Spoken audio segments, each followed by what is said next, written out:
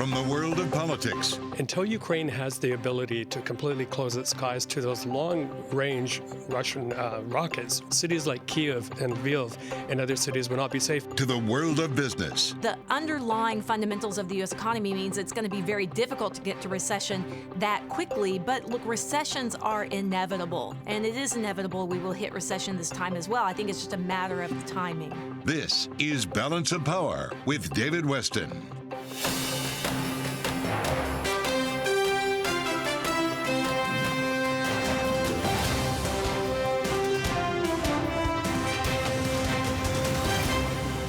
From Bloomberg World Headquarters in New York to our television and radio audiences worldwide, welcome to Balance of Power. Well, President Biden has moved on from Austria to Madrid for NATO meetings now, following from the G-7 meetings. And our Washington correspondent, Annmarie Hordern, has been traveling with the president. She's in Madrid now. And Annmarie, thank you so much for joining us. How big a win is it for President Biden to be able to have President Erdogan of Turkey agree about admitting Sweden and Finland into NATO? Well, it's a big win, David. It was just a little over a month ago. I was in the Rose Garden when the president had both those leaders of Finland and Sweden join him and saying that these leaders in their countries show that they definitely meet the requirements of NATO and then some. And when we were briefed before stepping down in Madrid about what the president wanted to achieve strategically out of this NATO meeting, it was making sure that at the end of this trip, Sweden and Finland had a path of ascension within the group. And now, through their dialogue with Turkey, they were able to get to this. Interesting, though, David, everyone thought there had to be some concession that President Erdogan of Turkey was trying to get out of the United States. But a U.S. official had told us that there was no concession. This is just trilateral negotiations between Sweden, Finland, and with Turkey. I also asked this to Admiral Kirby just a little moments ago. Is this something that potentially the United States was willing to give in terms of concessions? We know a long-standing list has been these upgraded F-16s that Erdogan has wanted. Take a listen to what Admiral Kirby had to say.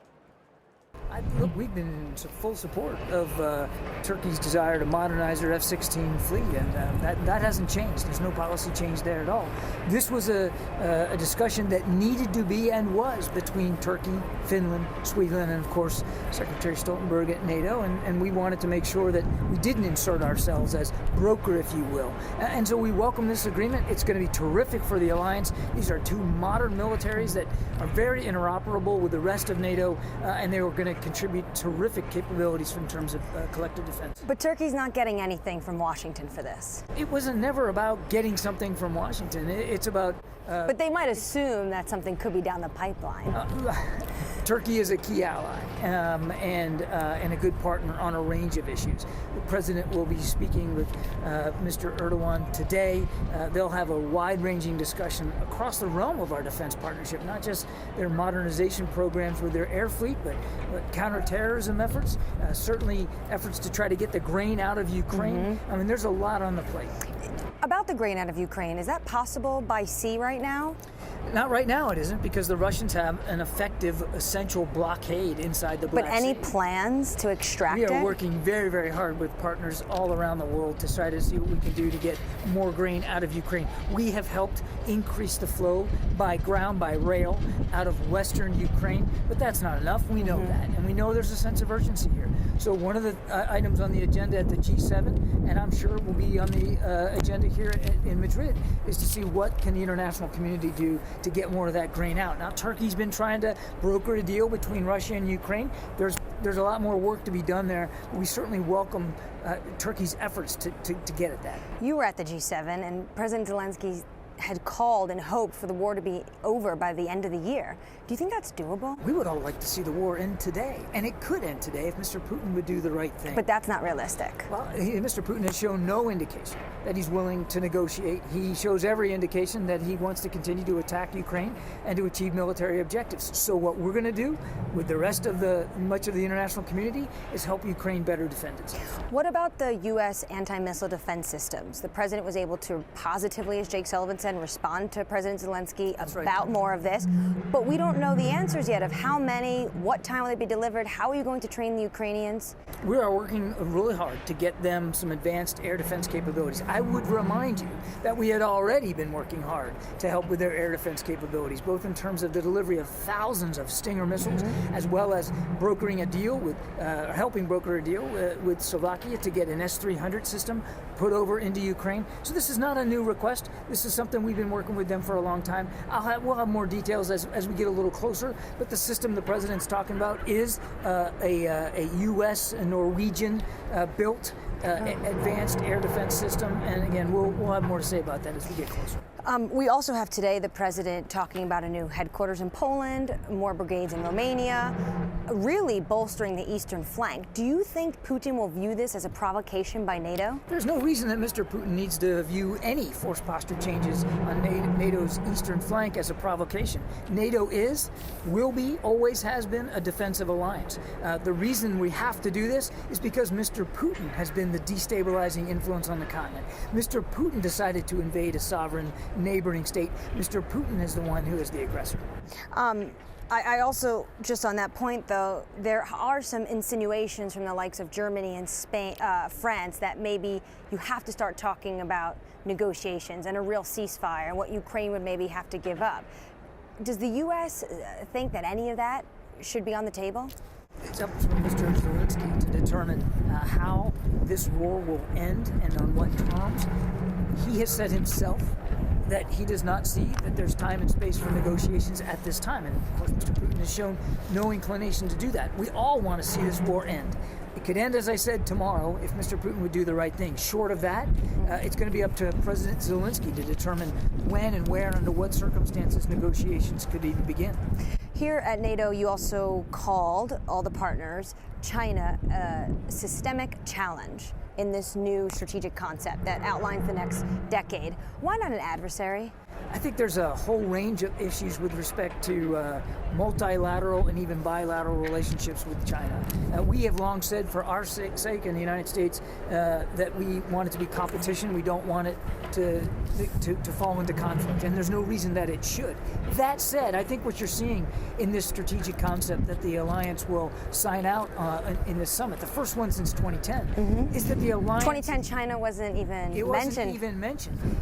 It's a recognition by the allies that China does pose security and economic challenges that weren't in the game 10 years ago, whether it's unfair trade practices and use of forced labor, intellectual theft, coercion and intimidation of neighboring nations, not just in Europe, but in Africa and the Middle East. So it's a reflection of the concern that all allies have. But you were in the Navy. You're an admiral in the Navy. And right now, what we've reported at Bloomberg is that Chinese military has used the terms that the Taiwan Strait is not international waters. The international law recognizes that the strait is international waters, and that is why the United States, as well as other nations, continue to sail and fly inside those international boundaries. How concerning is that language is changing? It's deeply concerning what the Chinese are doing in the region in terms of trying to expand bogus and illegal claims to territory, airspace, and sea space. Also, what they're doing to try to coerce and intimidate their neighbors and other countries in the region to exacerbate tensions and to further these claims. But again, for our part, we're going to sail, we're going to fly, we're going to operate where international law permits. What about a phone call with President Xi and President Biden? When can we expect that? I don't have any conversation to speak to. But soon, today. Before the fall? And the president will be willing to talk to foreign leaders, no matter who they are. If it's in our best national security interest, I think I'll leave it at that. Admiral Kirby there joining me, David, from at moments a quite windy Madrid. But I just want to pick up on that last point, discussing China. Admiral Kirby obviously was very diplomatic, but really the behind-the-scenes discussions, of course, about whether or not to go as far as to label China an adversary in this document really has to go at the heart of a lot of European countries that are so reliant on China for trade and economic businesses. But as you heard there, in 2010, China wasn't even part of the document. So really, this is a very interesting and a change and shift, really dramatic for NATO. Okay, thank you so much, Annmarie, for all your reporting over there and for that bringing us that terrific interview. That's Bloomberg's Annmarie Hordern reporting from Madrid. Coming up, we anticipate the last day of the Supreme Court term. That's going to be coming tomorrow, we believe, with Professor Blake Emerson of the UCLA School of Law. This is Balance of Power on Bloomberg Television and Radio.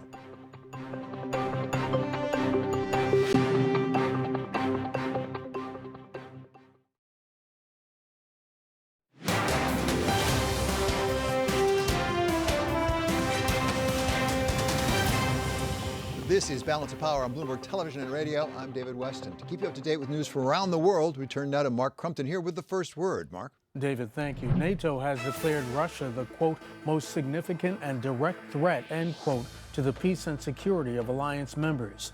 It's an about-face for an organization that once called Moscow a strategic partner. NATO today vowed to strengthen support for Ukraine, even as that country's leader criticized the alliance for not doing more to help it defeat Moscow. And the UK has imposed sanctions on Russia's richest person in the latest escalation of economic measures against Moscow. Vladimir Putin is president of one of the world's largest producers of nickel, palladium, and copper. According to the Bloomberg Billionaires Index, he's worth more than $37 billion. President Biden says he's worried about missile testing in North Korea. He spoke to reporters at the start of a trilateral meeting with Japan and South Korea on the sidelines at the NATO summit in Madrid. We remain deeply concerned that DPR case continued escalatory ballistic missiles and tests and potential for to conduct a nuclear test. Mr. Biden said the meeting with Japan and South Korea was an opportunity for the leaders to coordinate a shared response. Singapore is working on a $40 billion plan to build the world's biggest automated port by 2040. It will double existing space and feature drones and powerless, driverless vehicles. In 2020, Singapore handled the most transshipped cargo in the world, which means moving goods from one ship to another to get the material to a further destination. Global news 24 hours a day on air and on Bloomberg Quick Take, powered by more than 2,700 journalists and analysts in over 120 countries. I'm Mark Crumpton. This is Bloomberg. David? Thank you so much, Mark Crumpton. Well, we're winding down to the conclusion of the 2021 term of the U.S. Supreme Court, with only a couple of decisions left to be brought down. And if we had any doubt, we just got pretty much confirmation of it with news that just crossed the Bloomberg that Justice Stephen Breyer is expected to retire from the court tomorrow at noon, which is unlikely to happen unless the term is truly over. One of the decisions coming down, it may be one of the more important decisions for business and the economy we've had in recent years. It involves the EPA and climate regulation. To take us through that, we turn now to Blake Emerson. He's professor of law at UCLA and author of The Public's Law, Origins and Architecture of Progressive Democracy. Professor, thanks for being here. Assuming we do get this EPA decision tomorrow, it's a complicated history here, been back and forth through a couple of different administrations. Explain why it's so important. Thanks, David. Thanks for having me. Yeah, so this is a very peculiar case in the way it's come to the Supreme Court, but the essence of the issue is EPA's authority to address climate change, in particular in the power sector. The Obama administration issued a rule called the Clean Power Plan that imposed a number of requirements on states for how they were to reduce greenhouse gas emissions, including grid-level changes to the mix between renewable and fossil fuels. And the Trump administration replaced that rule with a much weaker one. The DC Circuit struck down that rule, and we're now looking at the appeal of that ruling.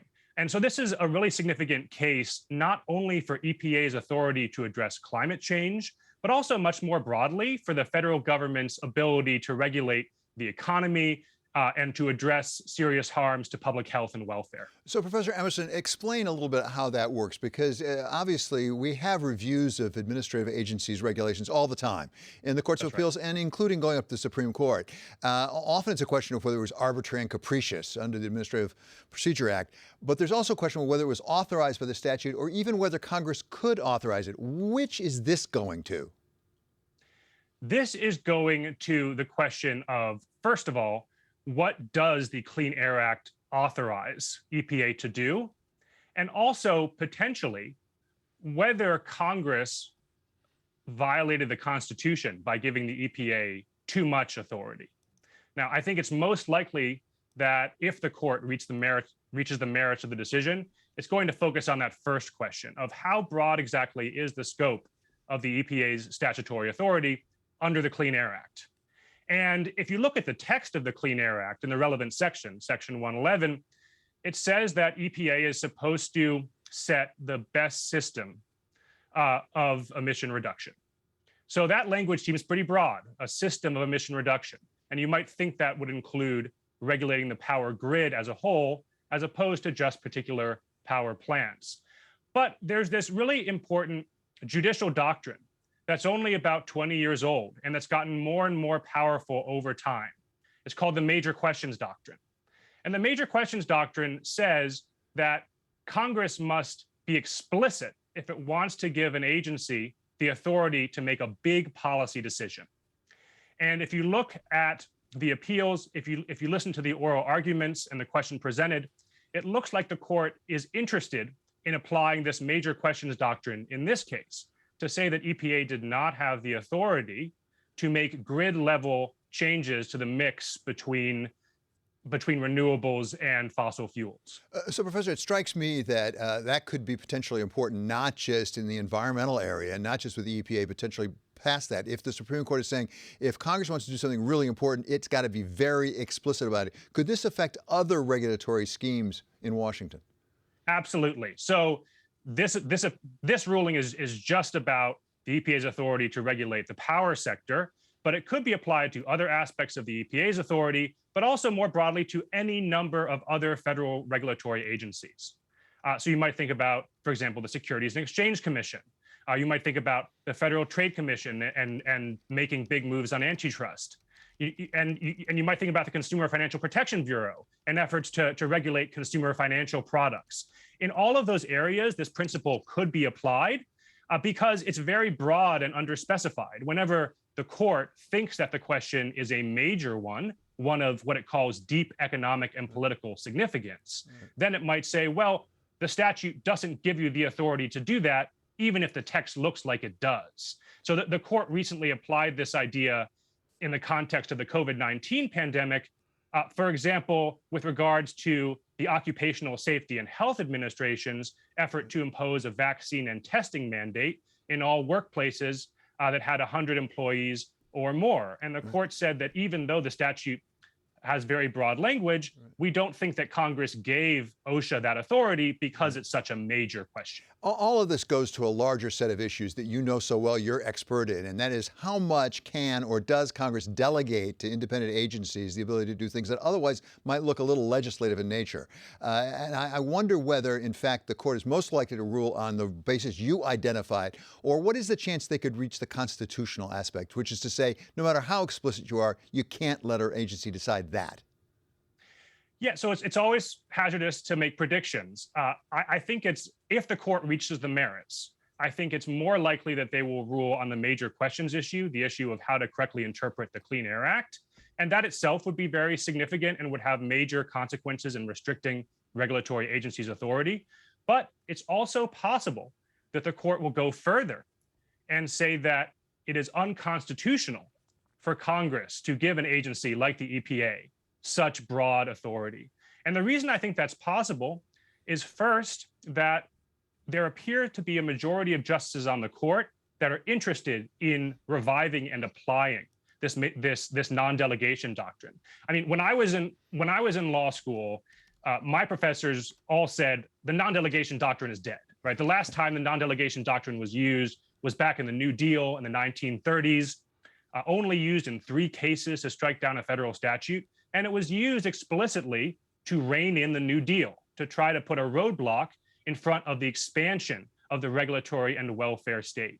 But now as the composition, the ideological composition of the court has shifted, there is increasing interest on the right side of the court in reviving the non-delegation doctrine and saying that Congress cannot give agencies broad authority to do things like protect the public health within an adequate margin of safety, which is the sort of language that the Clean Air Act uses. And if the court revives that doctrine, it's going to have really serious consequences for the regulatory state and the structure of the federal government as a whole. Yeah, I dare say I was in law school a long time before you were, but I was taught the same thing. The non-delegation doctrine is really a dead letter. Maybe it's coming back. But if it does, there'll be a lot more litigation, that's for sure. Thanks so much to Professor of Law Blake Emerson of UCLA. Coming up, we're going to talk about the move to electric vehicles with the Chief Financial Officer of GM, Paul Jacobson. This is Balance of Power on Bloomberg Television and Radio. Pop's Fireworks Spectacular is back in Boston, and Bloomberg will make sure you don't miss a second of the fireworks. Music and special appearances by superstar Chaka Khan, Grammy and Tony winner Heather Headley, and The Voice winner Javier Colon. Plus Middlesex Fifes and Drum and the Tanglewood Festival Chorus. It all starts July 4th at 8 p.m. Eastern, right here on Bloomberg Television and Radio.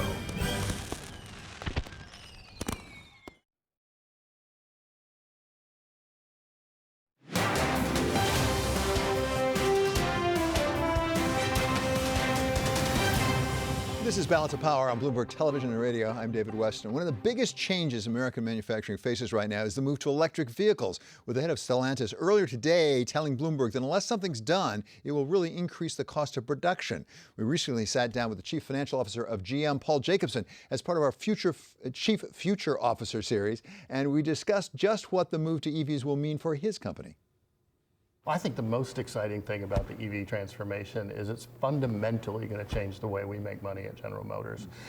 Because if you think about it, the overwhelming majority of our profits come from the time that we sell a vehicle to a dealer, right? And that vehicle enjoys a lot of revenue for very different companies over the life of it on the road.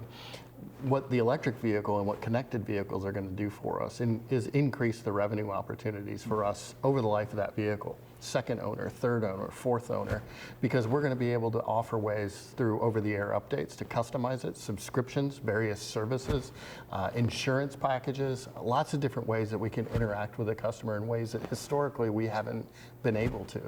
How much of your top line, your total revenues, is going to come from selling vehicles as opposed to the services that you've just been describing? So if you go back to our Investor Day last year, we talked about doubling our revenues while expanding our margins by 2030.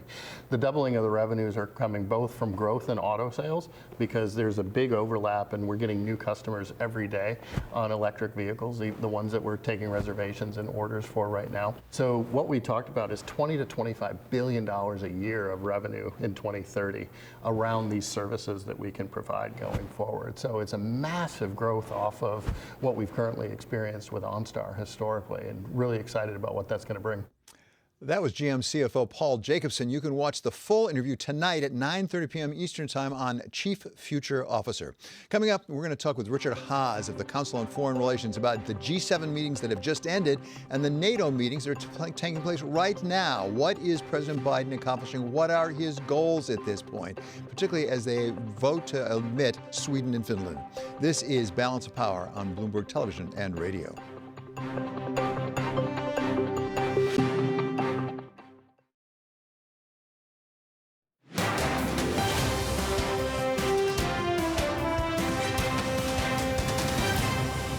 This is Balance of Power on Bloomberg Television and Radio. I'm David Westin. Well, foreign affairs are at or near the top of the list of the agenda right now in the United States, as President Biden has gone over first for G7 meetings and now is in Madrid for NATO meetings. The question is, what is he trying to accomplish? What is he accomplishing?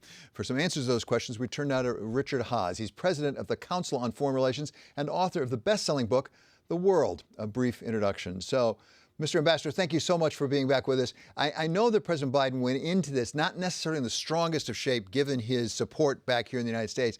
At the same time, has he got something of a big win here in getting Sweden and Finland into NATO? Well, you're right. He didn't show up in the strongest shape, and neither did anybody else. If you think about Boris Johnson or Emmanuel Macron, this was the summit of the walking wounded. But getting these two countries into NATO, overcoming the Turkish resistance, that's an important milestone. And more broadly, these new plans to beef up NATO's military capacity, I think, are significant. Not something that they add to deterrence, David, But also what I'm hoping is that makes the Europeans feel more confident and secure.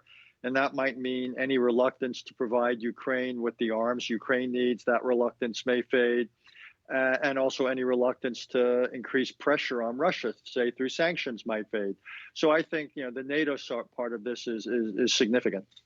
And take one half step further, if we could, Richard, and that is Turkey. Because Turkey sometimes has had, it looks to me like something of an uneasy relationship with the United States and other members of NATO. Are they actually shoring up some of that as well, even as President Biden has just met with President Erdogan of Turkey? Look, Turkey's always the most difficult of allies. I usually describe it as technically an ally, but in reality, something less or other than a partner. What they try to do is always open up the marketplace. Essentially, it's transactional. In this case, they wanted the Swedish and Finnish governments to distance themselves from various Kurdish groups, and that's what Turkey's, it's all about. Then Erdogan can turn around and sell this domestically as something of a triumph. So this is, this is, and always will be an uneasy relationship so long as he is in charge of that country. Let's talk about Ukraine just for a minute here. We've talked about it several times before, Richard. Are things slowly grinding in Mr. Putin's direction at this point? It sort of feels that way from a distance. And if so, is there anything that NATO can do at this point to really up the ante from the other side? I put it this way, David. I think things over the last month or 6 weeks have slowly ground, if that's the word, in Mr. Putin's direction by concentrating so many forces in a relatively small part of the country that plays to his military's strengths, such as they are. But I wouldn't assume too much.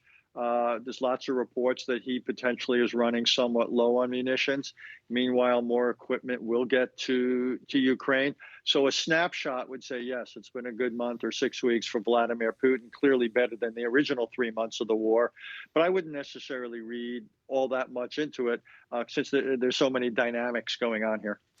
Richard, I want to take a step back if we could, because this is something you've written about and talked about a fair amount, and that is the relationship between domestic politics on the one hand and foreign affairs on the other. It's been a stark contrast over the last week or so between what's gone on in the United States, both with the Supreme Court decision involving abortion and guns for that matter, and also with the hearings on the January 6th. What do things like that have to do, if anything, with U.S. standing and President Biden's authority as a leader of the free world, as we used to call it at least? The short answer is it certainly doesn't help. The fact that the abortion decision was what it was and the guns decisions reinforced, particularly in European eyes, a sense that the United States is culturally and politically a very different country than they thought it was. Just reminds them of the differences, and they're dependent on us. And then what you're also seeing is it reinforces the sense of Mr. Biden's weaknesses, that the court decision was what it was. January 6th hearings, as impressive as they were yesterday and what they revealed, still show what a divided country that we are. And it reminds Europeans and others that, hey, in 2 years, we could once again be under a very different kind of leadership. So with that kind of unpredictability, it makes it very hard for our friends to throw in our lot with us. And what worries me, David, is it may persuade our foes, for example, Mr. Putin, to think that our divisions translate into weakness. Well, President Xi is not a foe necessarily, but he's been termed now a systemic challenge, I guess is what they're calling him now. Let's turn to China, because you've made it clear, Richard, that certainly for the foreseeable future, that's like the most #1 issue for the United States. We now have the 25th anniversary of the handover of Hong Kong. We have the zero COVID policy. Where does President Xi fit into all this? Well, I think it's a reminder that China is a very different country than we hoped and thought it would be when we began a process 2 decades ago of integrating it into the World Trade Organization. China is much more repressive at home. State-owned enterprises have a bigger role than ever. Intellectual property theft is commonplace. China's foreign policy is much more aggressive. So hopes that China would moderate have not come to pass. President Xi, though, faces, David, as you've just suggested, a host of problems, from a much slower economy to the difficulty of figuring out a path out of COVID. So China's not 10 feet tall. On the other hand, they are a problem. And one of the things I would hope that we see coming out of the experience with Russia is the United States and the Europeans rethink some of their economic dependency on either access to Chinese markets or on the need for Chinese exports. And, it didn't work with Russia, that kind of economic interdependence, and I don't think it will work with China. Well, Richard, let me just pick up on that for a second. Insofar as that's a good strategy, and if you suggest it, I'm going to accept it's a good strategy, is that in order to try to get China to change its ways, or is that more to defend the United States and Western economies from what might come around the corner? I don't think we realistically can get China to change its ways. It's one of the lessons I draw from recent years. China is so persuaded that we are so dependent on it, either for, again, access to its market or what they send to ours, that they believe they can act with a significant degree of impunity. You mentioned the 25th anniversary on Hong Kong. If that isn't impunity, what is? China's ignored its international commitments. Hong Kong is getting integrated fully into the mainland, and human rights and the rest are paying a price for it. So no, what I'm advocating is not decoupling, but a kind of distancing from China. We have to understand that various forms of economic interdependence actually give China leverage over us. And what we want the Europeans to do is systematically look at all of our economic interaction in whatever direction and basically ask ourselves, who's getting the leverage here? And where China's getting the leverage, we need not just to rethink it, but we need to act on it. And given all that, Richard, how important potentially was it for them to include Japan, South Korea, Australia, and New Zealand in the G7 talks? Big. What it shows is that there's really a gathering of an international coalition against China.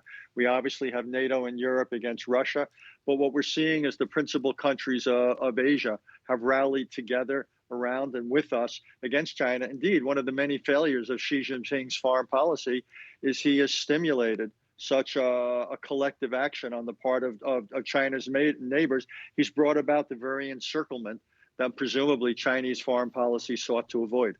Okay, Richard, always such a pleasure to have you with us. That's Ambassador Richard Haass. He is the president of the Council on Foreign Relations.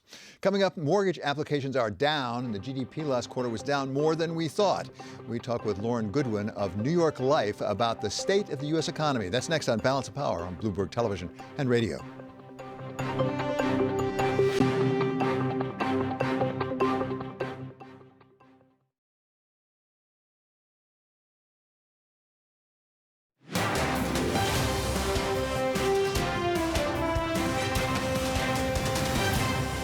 This is Balance of Power on Bloomberg Television and Radio. I'm David Westin. We got some economic numbers for the United States of America out today, with the GDP for the first quarter being revised down a little bit more than was expected, and also mortgage applications being down. Not necessarily a big surprise. To take us through these numbers and explain more broadly where we are with the U.S. economy, we welcome now Lauren Goodwin. She's economist and portfolio strategist for New York Life Investments. So welcome. Great to have you in the studio. What did you make of the numbers today?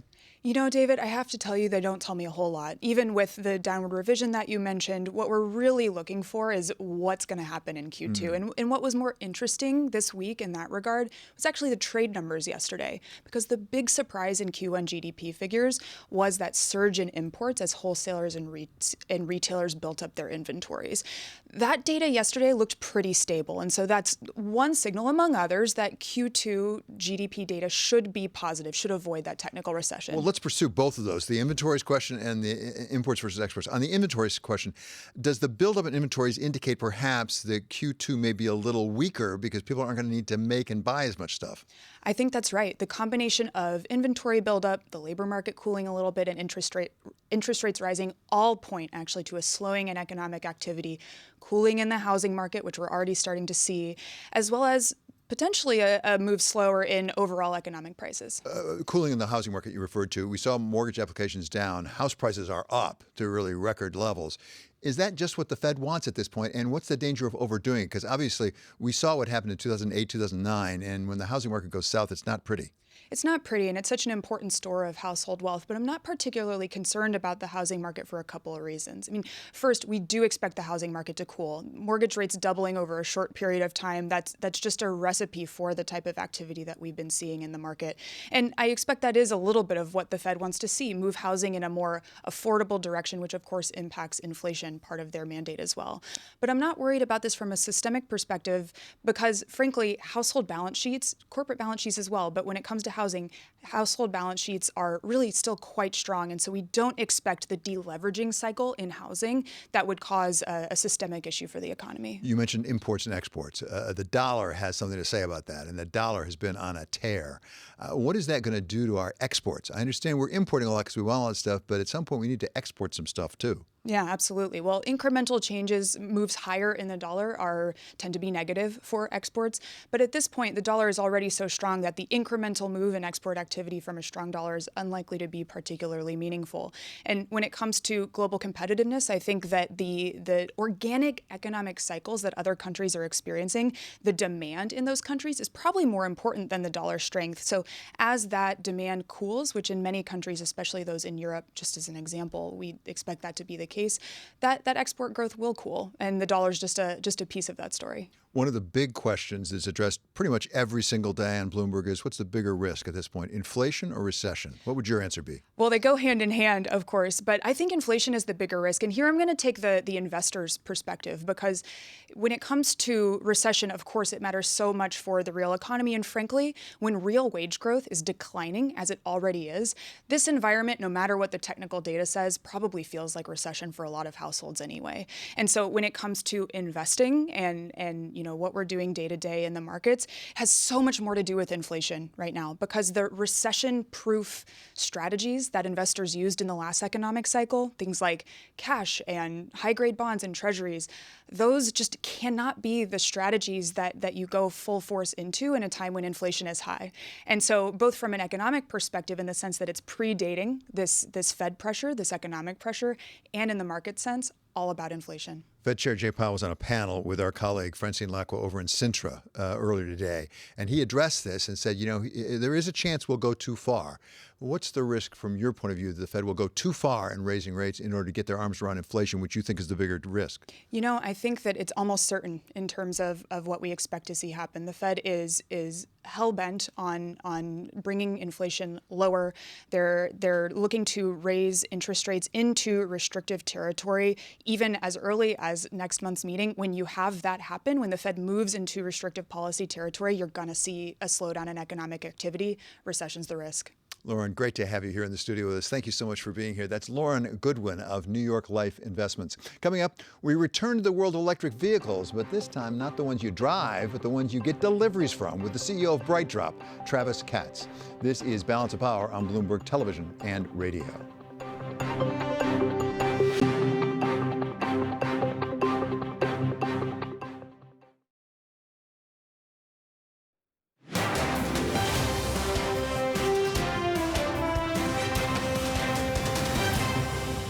This is Balance of Power on Bloomberg Television and Radio. I'm David Westin. We hear a lot about electric vehicles these days, but we tend to think about the kind you drive. There hasn't been quite as much focus on the ones actually that are driven for you, specifically delivery vans and the possibilities of electric and even potentially autonomous vehicles in that space. We turn now to somebody who's really in the middle of it. He is Travis Katz, CEO of Brightdrop, the GM subsidiary dedicated to the electric van part of the GM overall EV strategy. So Travis, thanks for being with us. Let's start with your deal with FedEx. You've had some deliveries now. Where are you? So it's a really exciting moment. Our mission at Brightdrop is to decarbonize last mile delivery. And with this most recent delivery to FedEx, we're showing that we're actually delivering for real customers today. This is happening now. Just 17 months after we launched this business, we have now delivered 150 vehicles to FedEx in the Southern California area. That makes this the largest electric delivery fleet in North America. So what it means is that this transition from internal combustion engines to electricity is really happening and happening fast. How fast is it happening? I mean, at what point will we get to what degree of penetration in our delivery vans that are electric?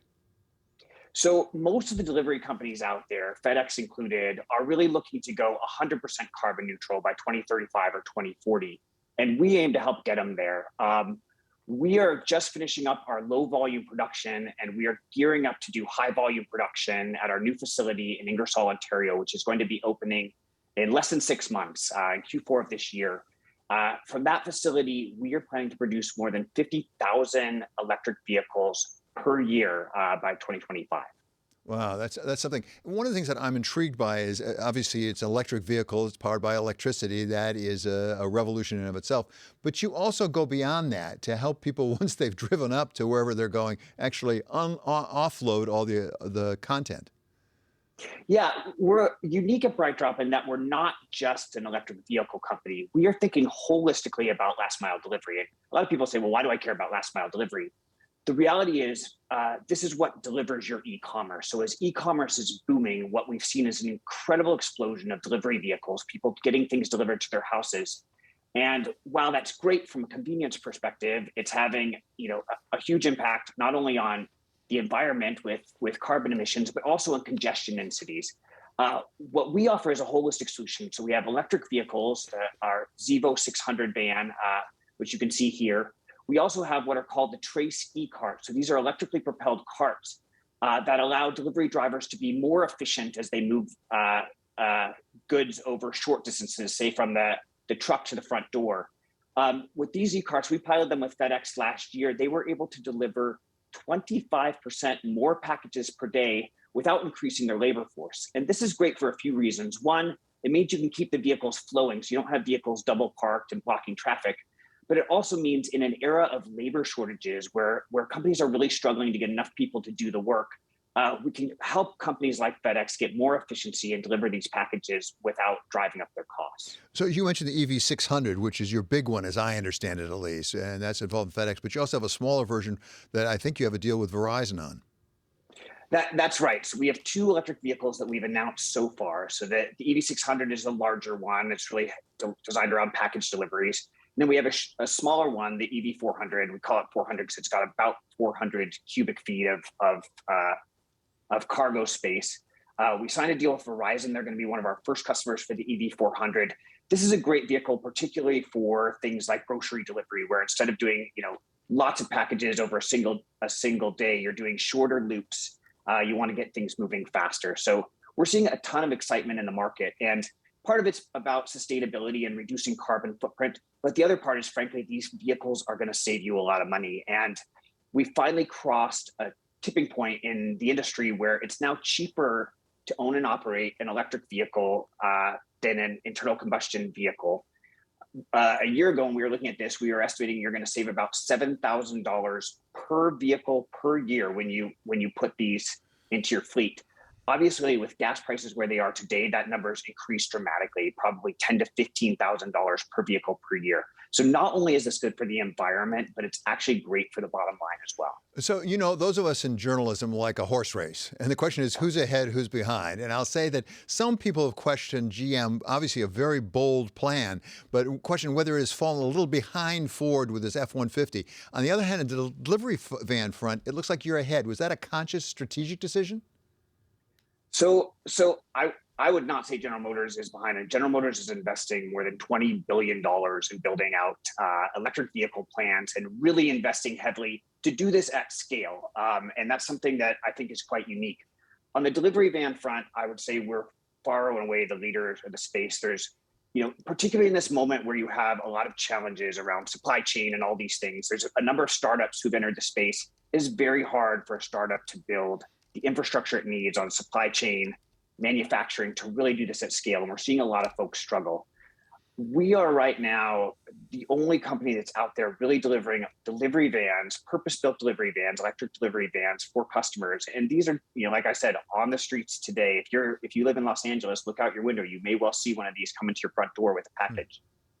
Okay, so let me push it just a little bit, and that's to autonomous vehicles. I mean, you're a wholly owned subsidiary, as I understand it, of General Motors. There's can I call it a cousin company in the form of Cruise, which is an autonomous vehicle company GM bought and now has got some partners in. At what point are we going to have autonomous delivery vans? It's a great question. I don't have anything I can announce specifically with Cruise today, but Cruise is right now in the lead in autonomous delivery. In fact, they just got their commercial license to do commercial robo-taxi rides in the city of San Francisco. That is a first. So if you go to San Francisco, you can get a taxi ride powered by Cruise where you have no driver. The car is driving itself. It's amazing technology. It's one of the most exciting things that I've seen. When you think about delivery, there's huge potential, obviously, for autonomous driving. How do you do get the increasing volume of packages going that you need to get. So you could imagine there's a lot of possibilities here. And while I don't have specifics to share, I think part of the benefit of being part of the General Motors family is that there's a lot of technology there that can really help transform the way things work. Travis, really great to have you with us. Let us know when you've got some way to take care of those boxes that come in all those delivery vans, because that could really help us a lot. That's Travis Katz. He's Brightdrop President and CEO. Check out the Balance of Power newsletter on the terminal and online. Coming up, Balance of Power continues on Bloomberg Radio. In our second hour, we're going to talk to the former IMF chief economist Simon Johnson about the proposed cap on prices for Russian oil. How would they work? Would they work? We'll find out. This is Balance of Power on Bloomberg Television and on radio.